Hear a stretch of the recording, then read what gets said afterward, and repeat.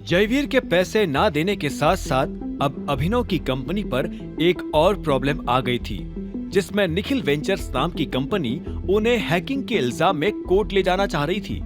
अभिनव की सेक्रेटरी टीना को निखिल वेंचर्स ने सिर्फ 2 ही रास्ते बताए थे, जिनमें से पहला उनके ऑर्डर का रिफंड का था और दूसरा टीना बताने से हिचकिचा रही थी। बोलो ना टीना, दूसरा ऑप्शन क्या है?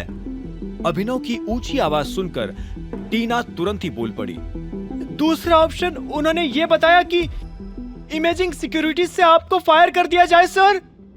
टीना का खुलासा सुनते ही अभिनव को ज्यादा शौक तो नहीं लगा, पर वो हैरान जरूर हुआ।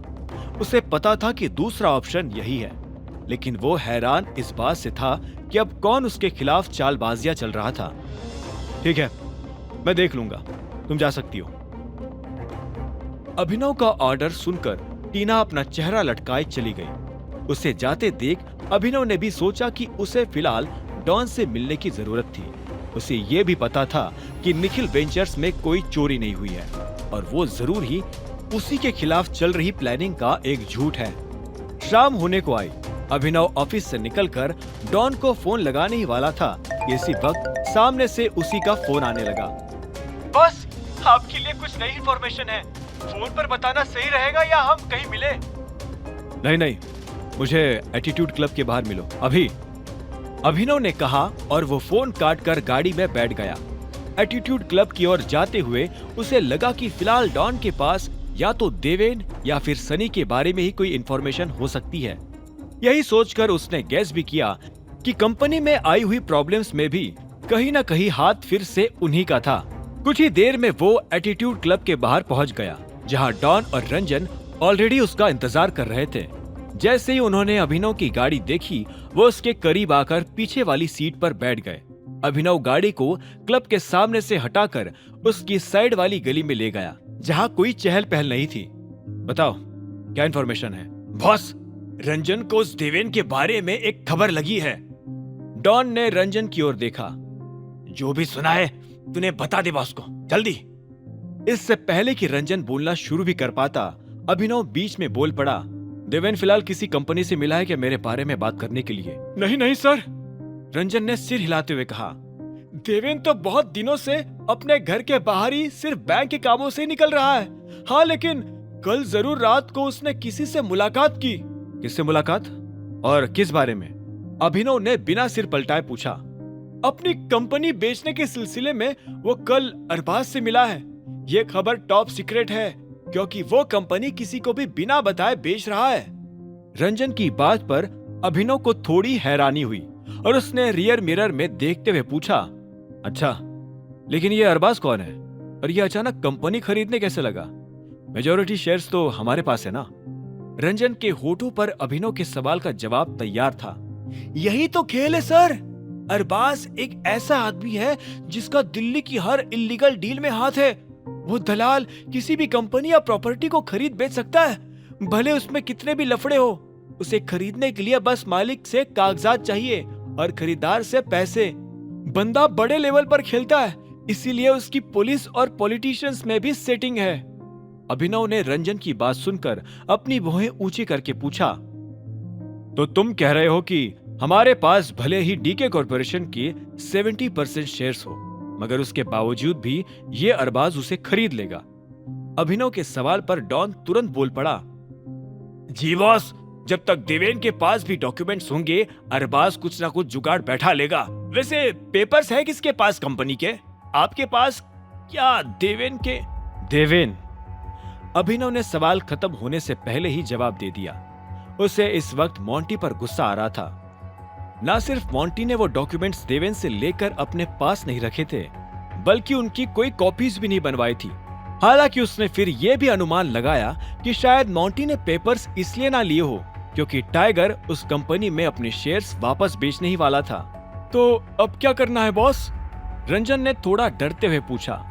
अभिनव ने एक पल के लिए उसे देखा और फिर नजरें सामने करके कहा, ये दलाल अरबाज कहाँ मिलेगा?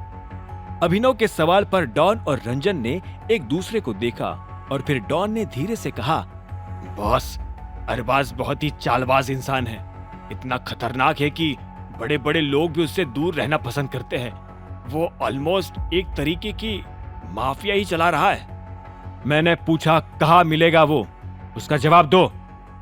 अभिनव डॉन पर भड़क उठा, जिससे डॉन घबरा गया। इसी वक्त रंजन बीच में बोला, बॉस, अपॉइंटमेंट लेनी पड़ेगी उससे मिलने के लिए, वो भी कुछ 3-4 घंटे पहले ही।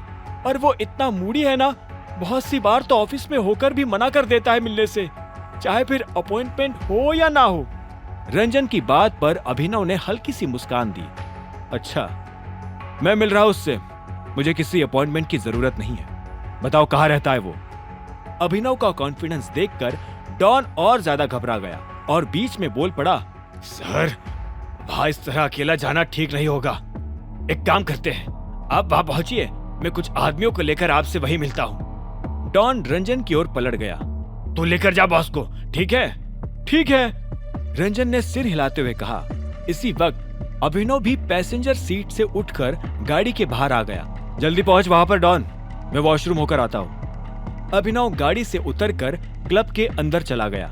इसी बीच डॉन फिर से रंजन की ओर पलटा और उसने कहा, सुन, बॉस के पास ही रहना, दूर मत जाना, भले ही कोई भी कहे। ज्यादा मैटर हो जाए तो उन्हें बता देना बॉस कौन है। डॉन का ऑर्डर सुनकर रंजन की आंखें बड़ी हो गई और वो एकदम से बोल पड़ा, बता देना मतलब?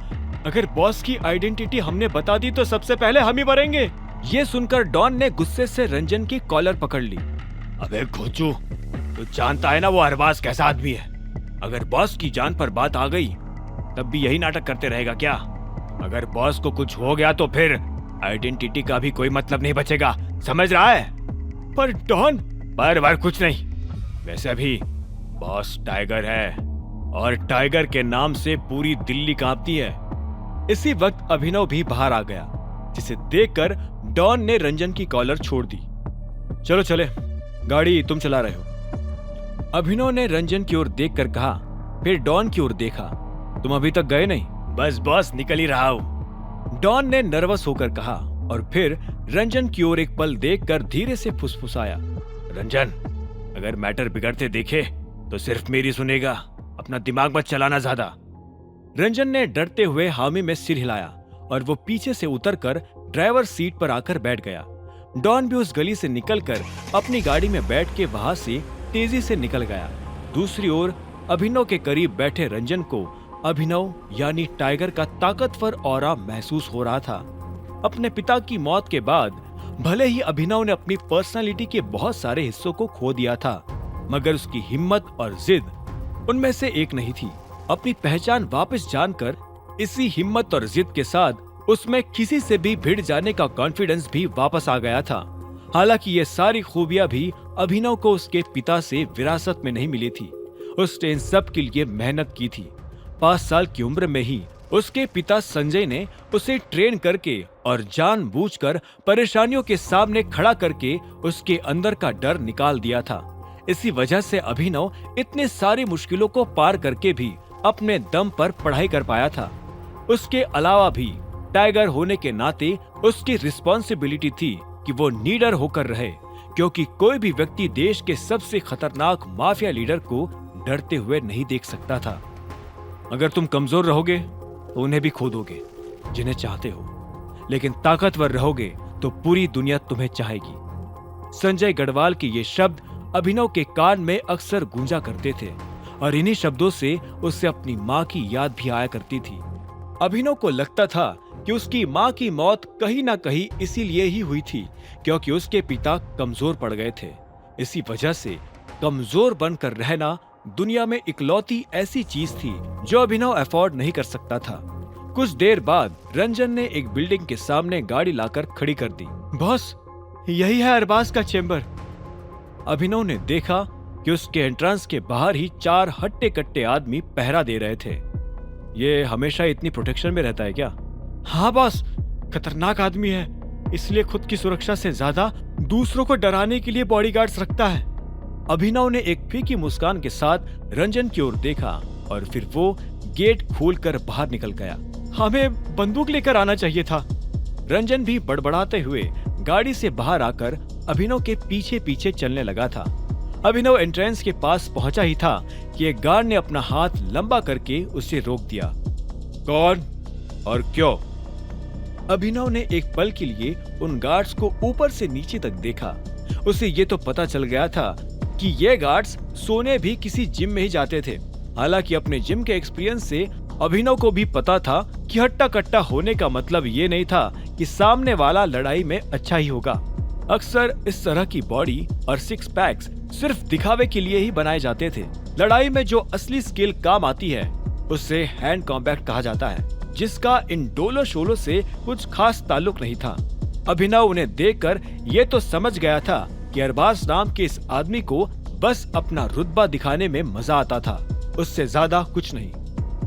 अरबाज से मिलने आया हूँ, अभिनव ने गार्ड से आंखें मिलाकर कहा। अपॉइंटमेंट दिखाओ।